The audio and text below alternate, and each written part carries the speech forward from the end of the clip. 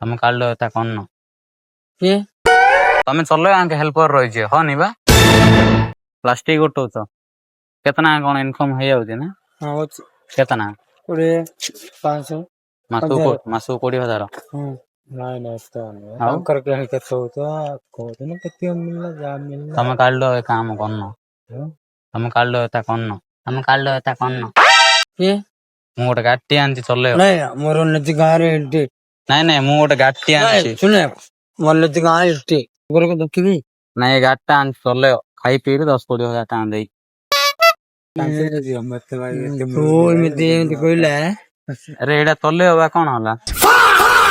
ଖାଇ ପିଇକି 10,000 ଟଙ୍କା ଦେବି लेकिन ये साला कर क्या ଜାଣିଛୁ ନା ହଁ